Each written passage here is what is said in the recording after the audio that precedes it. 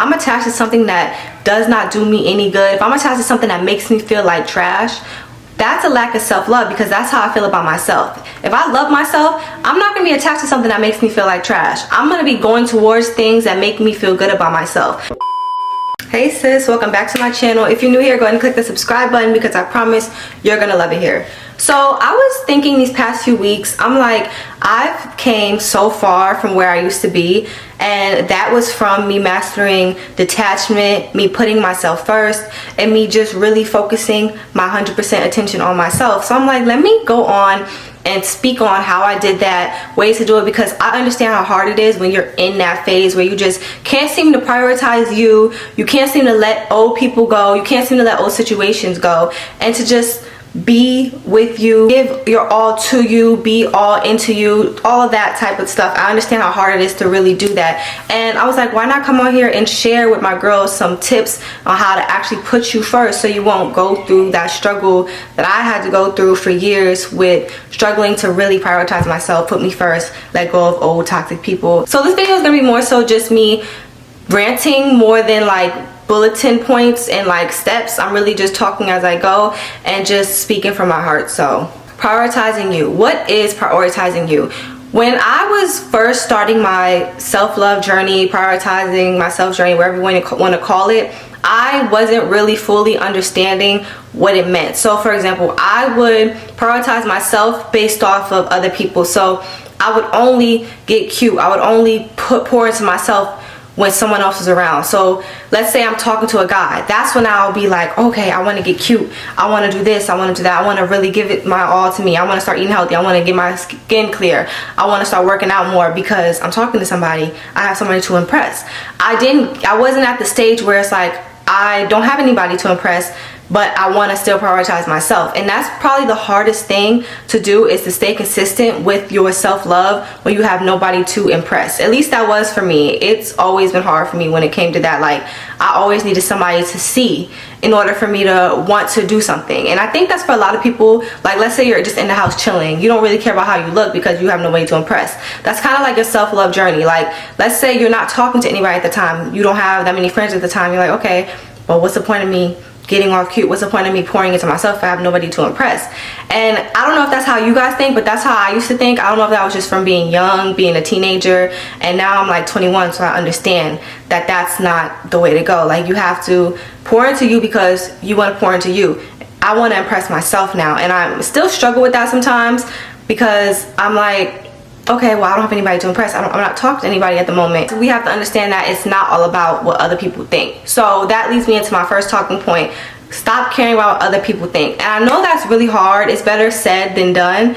But when you really stop caring about what other people have to say, what other people view on you, it makes it a lot easier to just prioritize you. If I'm worried about what someone else thinks about me, I'm going to want to change myself based off of how they feel. And people's feelings change every day, so you'll constantly find yourself in a loop, constantly changing yourself for this person, when it's like, for what? Like, you know, people's opinions change every single day. One day they might like the color pink, then you're like, okay, for example, I'm in pink. The next day they might like blue. You're gonna change that because they changed? No, you don't want to change yourself for other people. And I found myself doing that a lot, especially with, everybody has their own struggles. My struggle was when it came to dealing with boys, and you know how that goes, but my struggle form came when it came to boys. So I would always find myself in situations where I'm changing myself for that person's attention and to get that person's love. And then when I really found that, no, like, the love I give myself is the most important. I can't expect somebody else to love me more than I love myself. And that's one of the things that I really had to learn in order to really be happy. Because no matter what, if you don't love yourself, it doesn't matter how much love anybody else can give you, you're never gonna be happy. And that's why I really feel like self-love is the root of all happiness, honestly, which is really crazy, but that's really what it is. Because no matter how much love anybody else gives you, if you don't love yourself, it's pointless, because self-love is the best love. Another thing that was really hard for me growing up was detachment, especially with the situations I found myself in. Like I said, I was always in situations with boys, boyfriend drama, situationship drama, and the thing that really stuck me was just detachment. It's really hard for me to, it was really hard for me to detach from situations, detach from people, you know, because you always remember how you felt in that moment. It's hard to really detach from that situation. And then you'll look up 4 years later, you're still attached to that person, still attached to that situation, and they moved on with their life, but they caused you so much trauma, so much pain, distraught, heartbreak, that it's hard for you to get over, but to them it's just nothing. Something that really helped me when it came to detachment is distraction. And I know that that might sound crazy, because it's like, well, if I distract myself when I'm done being distracted, I'm just gonna be thinking about that. What I mean by distraction is find what you like to do. That's another way to tap into you in general.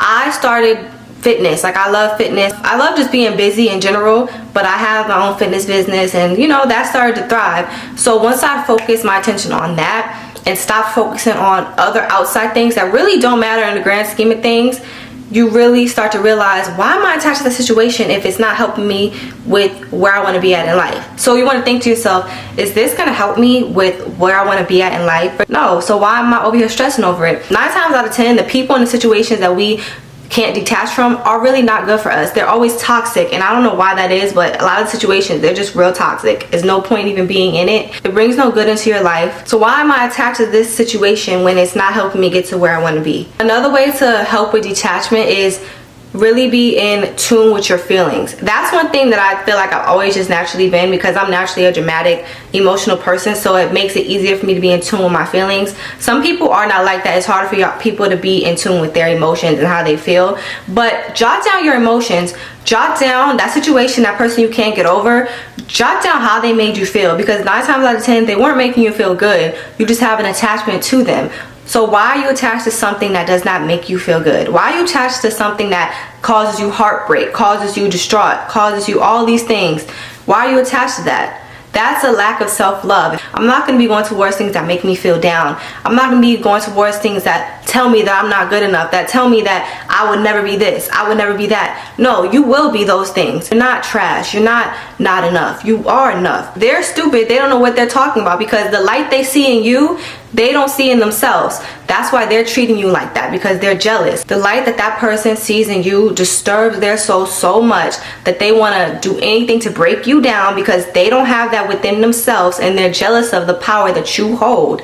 Remember that. Whenever someone treats you bad for no apparent reason, they just can't seem to do right by you, that's a personal issue. That's on them. That has nothing to do with you. Don't ever change yourself because someone else can't do right by you. No, that's their loss, that's their problem. And they don't deserve to be attached to you in any way, shape, or form. So why are you attached to them in that situation? They didn't do right by you. When we find ourselves in a situation where we just feel like doormats, where people walk all over you, people do whatever they want to do with you, that's also a sign that you need to set boundaries from the jump. People only do what you allow them to do. Setting boundaries will really help you in the grand scheme of things, because if I know that person has boundaries, I'm not even going to push them to that level. If somebody knows you have boundaries, they're not even going to try to come to you with some of the BS that people be trying to come to you with. You know how people be testing you and like, girl, you know that you're being funny, you're doing this, you know what I'm saying? Like, if you have boundaries, nobody's going to be coming up to you on no BS. Nobody's going to be trying to waste your time. Your time will be respected. Growing up, I had no boundaries. This is the first time in my life where I actually have boundaries for myself, where people come to me with respect because I'm respecting myself. But growing up, I was just a doormat completely. Like, I was so nice. I was just all those things. And it wasn't until I set boundaries, like, no, you're not going to talk to me like that. No, you're not going to do this, do that, is when I really changed. To me, setting boundaries is not doing something I don't want to do. So people ask me to hang out. If I don't want to, I'm not going to. So I really say no. Or if I don't answer the phone, I always say I don't answer the phone, because that was a thing for me. I'm not a person that likes to talk. But I remember I used to like force myself to, because people would make me feel bad about it. People would make me feel like I was obligated to do that, or I was weird that I didn't want to do it. So I would always just force myself to do stuff I didn't want to do. Now it's like, no, I'll straight up say no. And I want you guys to get to that level too, where it's like, say no to things that you don't want to do. Life is too short to do stuff that you don't want to do. I'm not talking about when it comes to, let's say you don't want to work out. No, I'm not saying stuff that's helpful for you, but I'm saying stuff that has nothing to do with you. Like, your friend wants you to do this for them and you really genuinely don't want to do it. I don't see a problem with not doing it at all. Just don't do it. It'll save you so much time. It'll save you so much energy that could have been used on yourself. You'll be drained. You'll be drained doing stuff for people 24/7 and not giving anything to yourself. I'm not letting that happen no more, and I'm not letting y'all do it either. No, we set boundaries. Boundaries also come with priorities. So you want to figure out what you want to prioritize in your life. What is worth prioritizing? So what's worth prioritizing, and what do I want to prioritize? That relationship of that dude that keeps cheating, that guy that can never settle, the situationship where he acts like your man one day, the next day he doesn't, he ghosts you, whatever, that's not something to prioritize. You're on your own timing. Let that person do what they want to do, whatever, but you're not prioritizing that situation, because that would take you into a loop. Trust me, when you prioritize people that don't prioritize you, that takes you into a major loop, when you should just be prioritizing yourself in general. You want to focus on relationships that align with where you're going in life. If I'm going here, why am I focusing on things that are still right here? Your mind has to keep up with your physical. That's something I had to learn. I'm right here now. Why am I still focusing on things at surface level when my mind is all the way up here? You want to go to things that are aligned with what you're doing. You guys know what aligns with what you do and what you don't do, but sometimes we tend to prioritize stuff that we know is bad for us. That's kind of like liking the bad boys or whatever, knowing that it's bad for us, but we prioritize it because we want it. No, don't want that. Force your mind not to want that. No matter how much you want it, you're not going to prioritize, because that has nothing to do with where you're going in life. You have so much more life to live. You have so much more good coming your way. Don't focus on the negative. Don't focus on the things that do you no good. And you know what does you no good, because you know that feeling you get when you're around that thing, when you're around that person. If you're always feeling sad and down around that person, they're not for you. And I know sometimes we feel bad. That leads me to my next talking point. Sometimes we feel bad. I want you guys to remember, you're not being selfish. You're being self-full. You're filling yourself up. You're not being selfish. You're filling yourself up. And sometimes it's okay to be selfish in general, but this is not being selfish in a way of, oh, you're not doing anything for other people. No. If a person is always negative every time you talk to them, it's okay to fall back, because that consumes you. That can stick with you. That stays with you. Someone's negativity could ruin your whole day. And I have a thing too where, I know some of y'all do too, where I want to fix people. So when people come to me talking to me all the time about their issues and stuff, I'll really feel bad and I want to help, but it's just so much you can do. It's so much you can do for somebody until they get their own help. Sometimes it's okay to fall back, and when I say fall back, I mean stop being so available to them. Like, if it's affecting your mental health, if their negativity is wearing off on you, sometimes people's negativity wears off on you, you don't even realize it's wearing off on you, but it does. So it's okay to fall back from that. If you're in a different level in your life, we're all about positivity. Why are we around negativity? It's okay to fall back, and don't feel bad. I know it's hard not to feel bad, because let's say this is someone that you've been around for your whole entire life. It could be family, but if that person is always negative, if that person is always draining your energy, always has something negative to say, nothing positive, why are you around that? And it's a difference, and that's where it gets a little bit hard, because some people are actually dealing with, you know, a lot. So it's hard, or you don't want to leave that person when they're dealing with stuff, but you also don't want to take on just complete negativity. So trust your mind, trust your spirit to know the difference between, no, this person's just going through stuff, or no, this person's always complaining, because there's a difference. You also want to practice mindfulness. Mindfulness is being in tune with your feelings, with your thoughts, your emotions. A good way to practice that is by journaling. I know a lot of people say journal, but journaling really helps. If you write out your feelings, you write out what you want, it helps you take that load off. So everything that's on your mind, on your spirit, just dumping that off really, really helps. Because not everybody goes to people to vent. A lot of us don't vent to other people. So vent to yourself, talk to yourself, write your stuff out, scan your brain and figure out how you really feel. Non-judgmental. We don't want to judge ourselves and be hard on ourselves, like, well, why do you feel like this? Why are you so emotional? Because I did that to myself too. Like, why are you so sensitive? Why are you so nice? Why are you so this, so that? No, I wanted to dig deep and ask myself why I'm this way, but I also didn't do it in a judgmental way. I didn't do it talking down on myself. I talked up to myself, but I wanted to dive deep and figure out why I felt these emotions. We want to handle our responsibilities. So a lot of times we could be overwhelmed as well, because we have so much on our plate that we're just not getting done. I don't know if you guys are like that, but I'm like that too. Sometimes when I have a lot to do, I just freeze up and I just end up not doing anything. But when I really get my tasks done, I write out everything I have to do. I set a day to do most of the stuff I need to do, set up a week to do everything I need to do. Once it's done, I just feel a sense of woosah, because I'm like, okay, that's off my mind now. That's cleansed. I'm cleansed off of that. I did all my responsibilities. That actually helps you prioritize you as well, because you're doing something for yourself. Once you set up a routine and task all your responsibilities, you won't even have time to give to other people. You won't even have time to be thinking about anybody else because you're like, oh, I got all this stuff to do.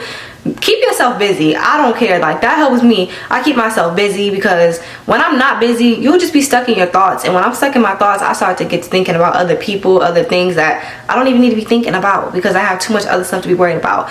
We got too much stuff to be worried about in 2024, too many goals to be reaching, to be focused on with this person, this us, this situation, this person's karma. God is going to handle them. Don't worry about them. God's going to handle them the same way God handles everybody. So focus on you. Surround yourself with people that make you feel good. I know I talk a lot about isolation, and sometimes isolation could be a trauma effect because sometimes I do that. I isolate because of trauma and I just want to be with myself. But surrounding myself with people who uplift me, people who understand what I'm going through and are patient with me, that really helps get my mind off of certain situations. Just surrounding myself with supportive people. And not everybody has that. Not everybody has a support system, and I understand that. But it is a little bit easier when you do have that because you have somebody to talk to, you have somebody to vent to. And if you don't have anybody, you have me. Comment down below. If y'all ever need someone to talk to, I am freely open. Comment in my comment section. Hit me up through DM. My Instagram's below too. I'm always there to talk. I understand how important mental health is, and I'm always here. Like, I know how it is when you don't have anybody to talk to and you feel alone. I just want you guys to know you're not alone. As long as I'm here on this earth, nobody is alone because you have me to talk to, and I'll be here for you because I love you and God loves you too. But that is it for today's video. Today's video was kind of like a mini rant. Let me know if you guys like these kind of videos. I really just talk off the dome of what I've been through in life, and I am still young, so I know I have other lessons to go through, but I feel like throughout my teenage years and my 1 year being 20, because I'm 21 now, I've been through a lot. So I have a lot of stories, I have a lot of lessons that I've learned, and I would love to share with you guys. So don't forget to like, comment, share, and subscribe, and I will see you guys next time. Bye.